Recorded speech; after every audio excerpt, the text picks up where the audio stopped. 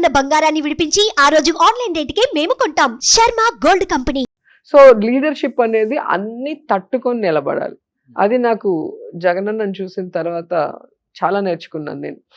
ఆయనకి నాకు తెలిసి ఇండియాలో అంత చిన్న ఏజ్లో ఇన్ని పార్టీలు ఇంత అవమానించి ఇంత కష్టపట్టి ఇన్ని దొంగ కేసులు పెట్టి వాళ్ళ వైఫ్ని, మదర్ని, సిస్టర్ని, వాళ్ళ పిల్లల్ని అసలు ఎలా ట్రోల్ చేసి ఎలా సోషల్ మీడియాలో ఎంత వల్గర్గా పెడతారు. ఇవన్నీ తట్టుకోవాలంటే ఒక మనిషికి కష్టం.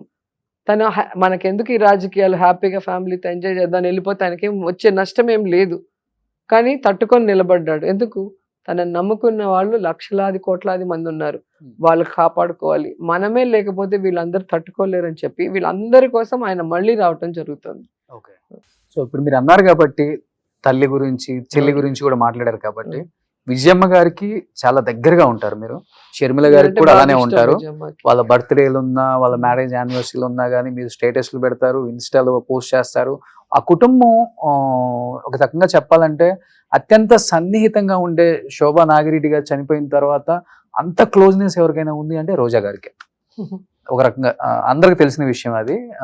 ప్రతిపక్షాలకి, అధికారంలో అందరికి కూడా ఫ్యామిలీ చల్లా చెదరైపోయింది కదా.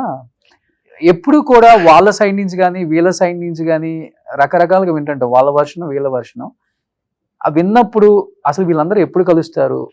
ఖచ్చితంగా కలుస్తారు. బ్లడ్ రిలేషన్ అనే దాన్ని ఎవ్వరు కూడా ఏం చేయలేరు. కొన్ని రోజులు ఎవరైనా ఏదైనా చేయాలనుకుంటారేమో కానీ అది ఎప్పటికీ నిలవదు. అది నా పర్సనల్ ఒపీనియన్. ఎందుకంటే రాజశేఖర రెడ్డి కుటుంబం లాగా మేము ఉండాలి అని చంద్రబాబు నాయుడు కూడా ఫాలో అయినాడు. ఎప్పుడు కూడా వైఫ్ని తీసుకురాని చంద్రబాబు నాయుడు వైఫ్ని తీసుకురావటం, వైఫ్ కోడలు కొడుకుతో నారావారిపల్లికి వెళ్ళి ఏమంటారు సంక్రాంతి సెలబ్రేట్ చేసుకోవటం, ఇవన్నీ మీరు చూస్తే రాజశేఖర రెడ్డి గారిని ఫాలో అవుతారు. ఆ ఫ్యామిలీ ఎమోషన్స్, ఫ్యామిలీ బాండేజ్ ఉండాలి అనేది. పోయింది కదా ఆయన పోయిన తర్వాత మొత్తం అసలు లేదు, మొన్నటి వరకు లేదు కదా. ఇప్పుడు చంద్రబాబు నాయుడు గారు ప్రతిదాన్ని తన ఏమంటారు పచ్చ ఛానళ్ళ ద్వారా విషం చిమ్మి ఇదే నందమూరి బాలకృష్ణ ఆఫీస్ అని చెప్పి ఎన్బికే ఆఫీస్ నుంచి ఆవిడ మీద ఎన్ని అలిగేషన్స్, ఎన్ని నీచమైన పోస్టులు పెట్టారు. ఆవిడే వెళ్ళి పోలీస్ కంప్లైంట్, సైబర్ కంప్లైంట్ ఇచ్చింది. ఒకసారి మీరు చూస్తే మీకే తెలుస్తుంది. సో అక్కడి నుంచి ఈరోజు ఎందుకు వాళ్ళతో కలిశారు, ఎందుకు వాళ్ళతో బాగున్నారో అక్క చెప్పాల్సిందే, మాకు తెలీదు.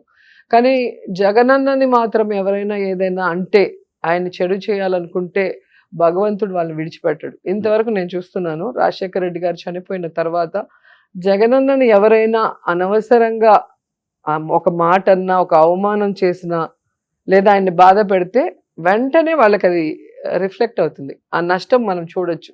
ఎవరైనా మీరు పేరు తీసుకోండి, వాళ్ళందరూ నష్టపోయారు. ఎందుకంటే నాకు తెలిసి జగన్ గారు కానీ, మన భారతమ్మ గారు కానీ వాళ్ళు భగవంతుడిని బాగా నమ్మిన వ్యక్తులు, చాలా మనుషులు అంటే ప్రేమ ఉన్న వ్యక్తులు. సో ఎవరికి నష్టం చేయాలన్న ఆలోచన లేదు వాళ్ళకి. అండ్ వాళ్ళని నమ్ముకుంటే ప్రాణమైనా ఇస్తారు, వాళ్ళ కోసం ఎంత దూరమైనా వెళ్తారు. సో అది టైం అనేది ఖచ్చితంగా చెప్తుంది. బట్ ఒకటి ఫ్రాంక్ గా చెప్పండి రోజా గారు, ఎందుకంటే మొన్న మీరు చూస్తే ఎప్పుడో 2-3 years ముందు జరిగిన యాక్సిడెంట్ ని తీసుకొచ్చి జగనన్న మనుషులు పెట్టి కార్ యాక్సిడెంట్ చేసి వాళ్ళ అమ్మని చంపేయాలనుకున్నారని పచ్చ ఛానల్లో ఎంత ఘోరంగా వేశారు. మళ్ళీ విజయమ్మ లెటర్ పెడితే అది ఫేక్ లెటర్ అన్నారు. మళ్ళీ ఆవిడ వీడియో చేసి పెట్టాల్సి వస్తుంది. అంటే ఒక గౌరవప్రదమైన ఫ్యామిలీని రాజశేఖర రెడ్డి గారు చనిపోయిన తర్వాత అటు కాంగ్రెస్ ఏమో FIR లో పేరు చేర్చేలాగా వాళ్ళు చేశారు. ఈ చంద్రబాబు నాయుడు ఏమో ఈ విధంగా ఫ్యామిలీలో చిచ్చు పట్టాలని చూస్తున్నాడు. కానీ ఇవన్నీ తాత్కాలికమే. ఖచ్చితంగా భగవంతుడు ఈ ఫ్యామిలీని కలపాలని మనస్ఫూర్తిగా కోరుకుంటున్నాను. అంటే ఒకటి చెప్పండి, ఎందుకంటే అధికారంలో వాటా కోసం వచ్చిన గొడవలు అంటారా ఇది, లేకపోతే ఆస్తిలో వాటాల వల్ల వచ్చిన గొడవలు అంటారా? కాదు, అధికారం వచ్చేదాకా బాగున్నారు కదా. అధికారం ఎప్పుడో గొడవలు ఏంటింది కదా. అదే నేను చెప్తుంది, అధికారం వచ్చిన తర్వాత వాటాలో వచ్చిన గొడవలు. ఇప్పుడు మొన్న అక్క మాట్లాడినప్పుడు నాకే ఆశ్చర్యం వేసింది. ఎందుకంటే ఇద్దరికి ఎంత అవసరమో అంతా రాజశేఖర రెడ్డి గారు ఇచ్చేసే వెళ్ళారు. ఆయన ఉండగానే అన్ని పార్టీషన్స్ అయిపోయింది. ఇప్పుడు వేరే ఏం ఆశిస్తున్నారు, ఎవరు వెనకుండి ఇది నడిపిస్తున్నారు అనేది ఎవరికి తెలియలేదు.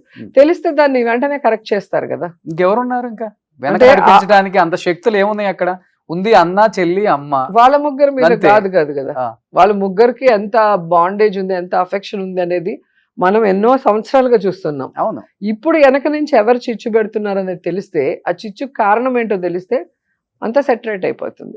సో అదే దాంట్లో చూస్తున్నాం ఎవరు చేస్తున్నారు, ఎందుకు చేస్తున్నారు అనేది తెలిసిపోతుంది. అంటే వీడియో అంటే గుర్తొస్తుంది ఇప్పుడే. సో ఎలక్షన్స్ టైంలో విజయమ్మ గారు ఇక్కడ ఉండకుండా యూఎస్ వెళ్ళిపోయారు. అక్కడి నుంచి ఒక వీడియో రిలీజ్ చేశారు. సో కడప ఎంపీగా పాప పోటీ చేస్తుంది, షర్మిలకి సపోర్ట్ చేయండి అని. సో జగన్ గారిని ఉద్దేశించి మాట్లాడకుండా కేవలం వాళ్ళ కూతురు గురించే బాధ్యత కదా. ఆ వీడియో స్టేజ్ మీద క్లియర్ గా చాలా చేంజ్ వచ్చింది. ఎక్కడ చేంజ్ అదే మాట కేతిరెడ్డి గారు ఒప్పుకున్నారు కదా, ఆ వీడియో వల్ల చాలా డ్యామేజ్ అయింది పార్టీ. కానీ అదేం లేదు. కానీ నేనేమంటానంటే, ఒక లాస్ట్ మీటింగ్ మీరు జగన్ గారితో విజయమ్మ గారు స్టేజ్ మీద మాట్లాడిన వీడియో ఒకసారి చూడండి. నా కొడుకుని ప్రజలకు అప్పగించాను, నా కొడుకుని సీఎం చేసి నా భర్త ఆశయాల్ని ప్రజలకు అందించే విధంగా మీకు అందిస్తున్నా, ఇక నా కూతురు లైఫ్ కోసం నేను వెళ్తున్నాను. ఈ పార్టీలో గౌరవ అధ్యక్షురాలుగా ఉంటూ ఇక్కడ మాట్లాడుతూ అక్కడ మాట్లాడితే అది కరెక్ట్ కాదు అని చెప్పి ఆ రోజు క్లియర్ గా చెప్పింది ఆవిడ. ఆ తర్వాత ఏ రోజు పార్టీ మీటింగ్ రాలేదు, ఏ రోజు పార్టీ గురించి మాట్లాడలేదు. సో తన కూతురు కోసం వెళ్తున్నాను, తన కూతురుని రాజకీయంగా నేను సపోర్ట్ చేయాలి అని చెప్పి స్టేజ్ మీద ఆవిడ కుండ బదులు కొట్టి చెప్పి వెళ్ళింది. ఆ ఫ్యామిలీ ఒక మాట చెప్తే ఆ మాట మీద ఉంటారు. సో తన కూతుర్ని గెలిపించుకోవాల ఆలోచనలో ఆ రోజు చేసిందే తప్ప, కొడుకును ఓడించాలని ఏ తల్లికి ఉంటుంది? కొడుకును ఓడించాలని ఏ తల్లికి ఉంటుంది? ముఖ్యంగా తల్లికి కొడుకు అంటే పిచ్చి. కాబట్టి ఈరోజు షర్మిల గారిని గెలిపించమని చెప్పిన విజయమ్మ గారు మరి ఎందుకు గెలిపించలేకపోయారు? ఆవిడ తల్లి ప్రేమతో చెప్తుంది, కానీ రాష్ట్రానికి తనకన్నా అక్కడున్న వైఎస్ఆర్సీపీ వాళ్ళు గెలిస్తేనే బెటర్ అనుకున్నారు కాబట్టే కదా వైఎస్ఆర్సీపీ వాళ్ళు గెలిచారు. కాబట్టి అక్కడ మనం చూడాలి. సో ప్రతి విషయానికి ఏ జిల్లాకి ఆ జిల్లా, ఏ లీడర్ కాలట్టు. ఎందుకంటే కొంతమంది పార్టీ వల్ల గెలుస్తారు, పార్టీ ఇమేజ్, పార్టీ మేనిఫెస్టోతో గెలుస్తారు. కొంతమంది ఇండివిజువల్ బలంతో ఏ పార్టీ వచ్చినా ఎన్ని సంవత్సరాలైనా 5 సార్లు 7 సార్లు గెలిచిన వాళ్ళు మనం చూస్తుంటాం. బుచ్చే చౌదరి గారు. సో అదంతా ఇండివిజువల్ గా వాళ్ళు ఒక వేవ్, అది వాళ్ళకి వేసేస్తుంటారు, ఇంకా కళ్ళు మూసుకొని అట్లా వెళ్ళిపోతూ ఉంటుంది. ఇంకా కొన్ని చోట్ల ఏంటంటే క్యాస్ట్ ఈ మధ్యలో స్టార్ట్ అయింది కదా, క్యాస్ట్ పిచ్ ఎక్కువైపోతుంది ఈ మధ్యలో. సో అలాంటివి ఉంటాయి. సో పాలిటిక్స్ లో అన్ని మిక్స్, కులం, బలం, మనీ, ఆ సమయం, ఆ సందర్భం అన్ని కూడా కలిసి వస్తాయి. ఇప్పుడు పార్టీ అధికారం కోల్పోయిన తర్వాత జగన్ గారు రివ్యూ మీటింగ్స్ బాగానే పెడుతున్నారు కాబట్టి, అసలు మనం ఓడిపోవటానికి ప్రధానమైన ఒక 2-3 కారణాలు అంటే అసలు ఆయన సైడ్ నుంచి ఏం చెప్పుకుంటూ వస్తున్నారు? మీరేం చెప్తున్నారు ఆయనకి? అసలుకి అది మేము ఆయన దగ్గర చెప్తాం, మీకెందుకు చెప్తాం? ఆయన పర్సనల్ డిస్కషన్. సో అంటే పర్సనల్ డిస్కషన్ అనేది కాదు కదా, ఇది పబ్లికే కదా. ఎందుకు ఓడిపోయాం అనేది పబ్లిక్ లో చెప్పాల్సిన విషయం. డిస్కషన్ వచ్చినప్పుడు పబ్లిక్ లో మాట్లాడతారు. ఇది క్యాడర్ మధ్యలో డిస్కషన్, క్యాడర్ మధ్యలో వాళ్ళు కోరు వాళ్ళు ఓడిపోయామని కొంతమంది అంటుంటారు. కానీ ఈవీఎం వల్ల అయితే చాలా నష్టం. 151 వచ్చినప్పుడు ఈవీఎం అని చెప్పుకోవచ్చు కదా. కాదు కదా, మాది 6 months ఉన్నింది. ఈవీఎంస్ ఎప్పుడు కూడా ఎలక్షన్ అయ్యాక కౌంటింగ్ తర్వాత 6 months ఉండాలి. ఎవరు కేసు వేసినా ఎలక్షన్ కమిషన్ ఆ అనుమానాన్ని నివృత్తి చేయాలి. ఆ వివిప్యాట్స్ తీసి కౌంటింగ్ చేసి వాళ్ళకి చూపించాలి. కానీ ఈసారి 10 రోజులకే డెస్ట్రాయ్ చేయమని క్లియర్ గా ఆర్డర్ ఇచ్చి డెస్ట్రాయ్ చేశారు. ఫస్ట్ ఇది. రెండోది, ఎప్పుడైనా ఈ ఈవీఎంస్ అనేది మిషనే కదా. నీకు ఎలక్షన్ రోజు ఏదైతే మీరు ఆన్లైన్ లో పెట్టారో, ఆంధ్రప్రదేశ్ స్టేట్ లో ఎన్ని ఓట్లు పోలైనాయి, ఏ జిల్లాలో ఎన్ని ఓట్లు పోలైనాయి, ఏ నియోజకవర్గంలో ఎన్ని ఓట్లు పోలైనాయి అనేది అది రికార్డెడే కదా. మరి ఆ రోజు పోలైన ఓట్లకి, కౌంటింగ్ రోజు పోలైన ఓట్లకి తేడా చూస్తే 45 లక్షల ఓట్లు పెరిగాయి. దాని మీద కోర్టులో కేసు కూడా వేయటం జరిగింది. ఎక్కడైనా 45 లక్షల ఓట్లు ఎలా పెరుగుతాయి? కంప్యూటర్ ఇది సిస్టమే కదా. ఇప్పుడు మిషన్ లో మీరు కొట్టినప్పుడు ఒక 100 సంఖ్య వస్తే 100 సార్లు కొట్టినా 100 రావాలి కదా. అవును. ఒకసారి 98, ఒకసారి 90, ఒకసారి 60 రాదు కదా. అదే పేపర్స్ అనుకో 2-3 అతుక్కొని ఉండొచ్చు, తక్కువ వచ్చి ఉండొచ్చు, మళ్ళీ ఓపెన్ చేస్తే సెపరేట్గా ఉండొచ్చు. అట్లా పోలైన ఓట్లకి, కౌంటింగ్ ఓట్లకి 43 లక్షల ఓట్లు పెరిగాయి. అది ఎలా పెరిగాయి?